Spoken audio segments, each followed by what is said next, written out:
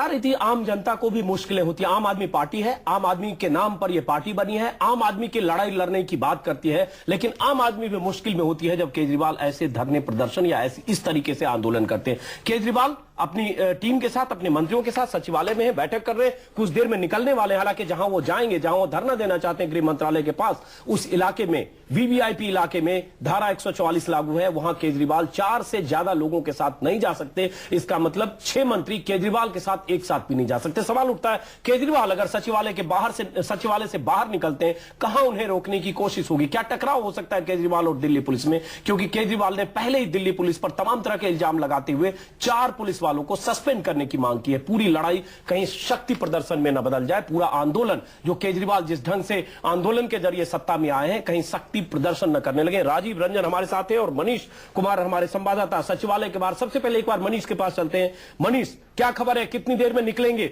और क्या वहां से निकलते ही कुछ दूर पर पुलिस रोकने की कोशिश कर सकती है? क्या पुलिस के इंतजाम है या मान लिया जाए कि उन्हें रेल भवन तक पहुंचने दिया जाएगा, कृषि भवन, रेल भवन के चौराहे तक, गोलंबर तक?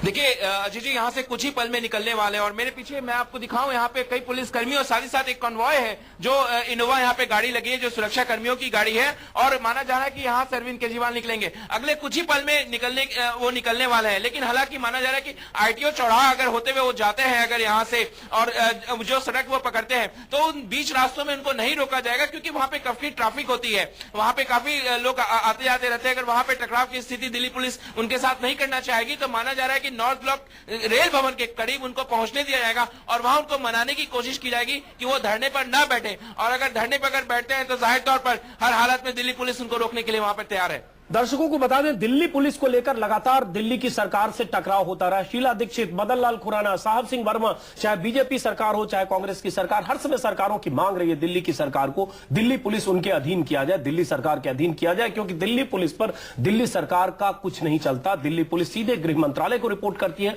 और इसको लेकर तमाम तरह के टकराव। लेकिन पहली बार इस तरह की तस्वीर, इस तरह के टकराव का अंदेशा हम देख रहे हैं जिसमें एक मुख्यमंत्री, दिल्ली के मुख्यमंत्री दिल्ली पुलिस के 4 अफसरों को सस्पेंड करने की मांग को लेकर धरने के लिए सचिवालय से निकलने वाले हैं। सवाल उठता है, कहां तक उन्हें जाने की इजाजत दी जाएगी और अगर वो आगे बढ़ने की कोशिश करते हैं अरविंद केजरीवाल और उनके मंत्री, तो क्या टकराव हो सकता है? राजीव, ये किसी तरह के टकराव का भी अंदेशा है या मान ले एक टोकन औपचारिकता है, केजरीवाल जो करना चाहते थे वो कर पाएंगे और उसके बाद पुलिस उन्हें, जैसे कि ऐसे मौकों पर होता है, एक वैन में बिठाती है, तुगलक रोड थाने या जो भी थाने ले जाएगी और उसके बाद कुछ देर में छोड़ देगी?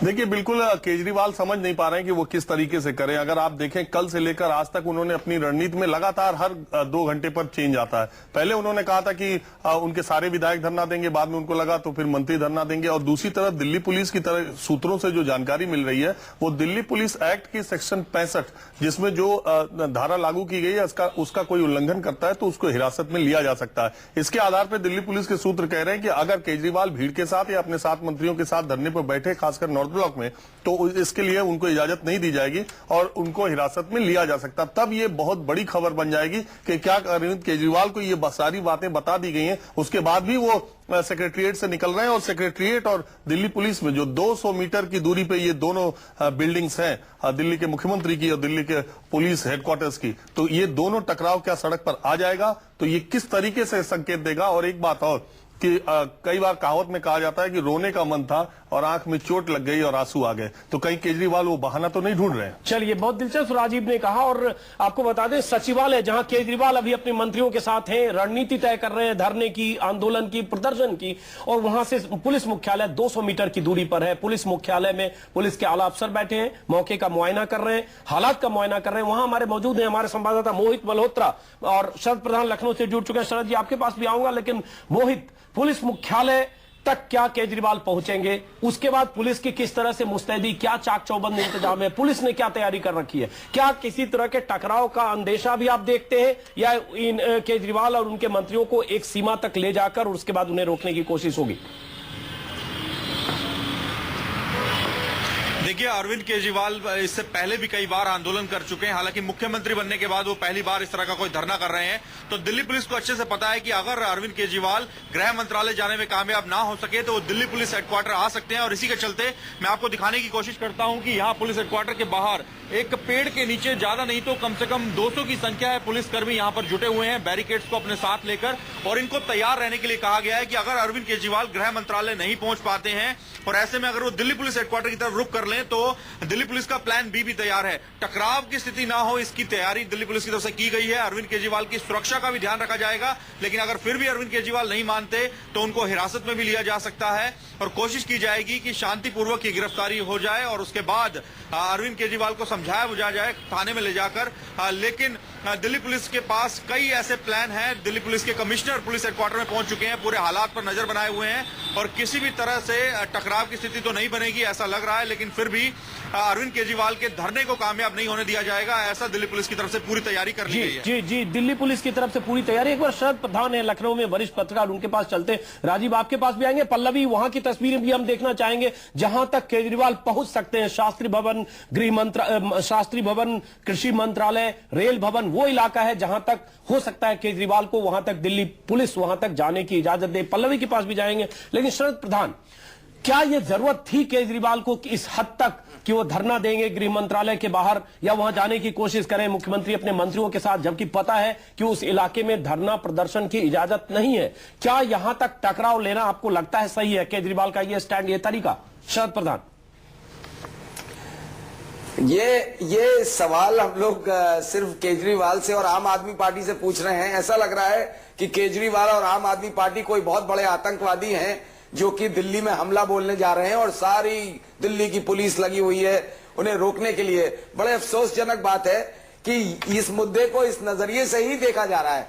दूसरा नजरिया ये नहीं सोचा जा रहा कि वो 3 पुलिस वाले, मामूली पुलिस वाले जो कि सस्पेक्टेड, जिनका की लैक्सिटी है या इन्वॉल्वमेंट है क्राइम में, जो रेप हुआ, उनके सस्पेंशन के लिए पूरी गवर्नमेंट ऑफ इंडिया लगी हुई है एक छोटी सी पार्टी के चीफ मिनिस्टर को रोकने के लिए। ये दर्शाता है कि क्या रुख है इस देश की। नहीं, लेकिन शरद जी उसको लेकर बहुत कंफ्यूजन है। शरद जी, उसका शरद जी, शर्म की बात। शरद जी, सवाल ये उठता है, देखिए सवाल ये उठता है कि वहां ड्रग ट्रैफिकिंग हो रही थी या नहीं, सेक्स रैकेट हो रहा था या नहीं, ये एक अलग मुद्दा है। दूसरा मुद्दा है क्या आधी रात को जिस ढंग से मंत्री गए, जिस ढंग से अपने कार्यकर्ताओं के साथ गए, जिस ढंग से कहा गया कि विदेशी महिलाओं के साथ दुर्व्यवहार करके और मौके पर एक तरह से अपनी तरह से जांच करने और उन्हें जबरन गाड़ी में बिठाकर और मेडिकल टेस्ट के लिए भेजने की कोशिश की गई, क्या यह तरीका सही है? सवाल यह उठता है क्या यह तरीका सही है? इस पर बहुत सारे लोगों की अलग अलग राय है शरद जी, और इस देश में लोकतंत्र में राय की कदर आपको भी करनी चाहिए। आप ये ना माने कि जो सोमनाथ भारती के तरीके से असहमत है सब अलोकतांत्रिक है, तानाशाह है, शर्मनाक है, और आप कह रहे हैं कि सोमनाथ भारती ने सही किया तो वही एक पक्ष है, वही देश, वही उसी डायरेक्शन में पूरा देश सोचे। शरद जी, ये भी शायद एक तरफा। मैं आपको एक चीज आपकी जानकारी में लाना चाह रहा हूं जो जिस चीज का जिक्र ही नहीं हो रहा है। अगर आपने एनडीपीएस एक्ट देखा हो, नैरकोटिक्स एक्ट, उसमें प्रोविजन है कि आप किसी के घर में सर्च कर सकते हैं सस्पिशन पे बगैर सर्च वारंट के। अगर आप उसमें क्लियरली लिखा हुआ है कि आपको अगर ये सस्पिशन है कि फला जगह ड्रग्स हैं, ड्रग्स यूज हो रही हैं, रखी हुई हैं, तो बिना सर्च वारंट के आप कर सकते हैं। आप क्या? लेकिन शरद जी अमोद कंठ दिल्ली पुलिस के वरिष्ठ अधिकारी रहे हैं। अमोद कंठ दिल्ली पुलिस में सालों तक, अमोद कंठ ने कहा कि जो तरीका अख्तियार किया गया वो गलत है। उसी कानून का वो भी हवाला दे रहे हैं कि अगर वह ड्रग ट्रैफिकिंग हो रही थी, अगर प्रोस्टिट्यूशन का अंदेशा था, वो कन्वेंशन की बात कर रहे हैं। नहीं, प्रोस्टिट्यूशन का अंदेशा था, सेक्स रैकेट का अंदेशा चली आ रही है, तो उसके लिए तरीका नहीं हुआ। नहीं, अभी देखिए हम तरीका इसलिए आप कह रहे हैं क्योंकि एक कन्वेंशन है, एक प्रैक्टिस है।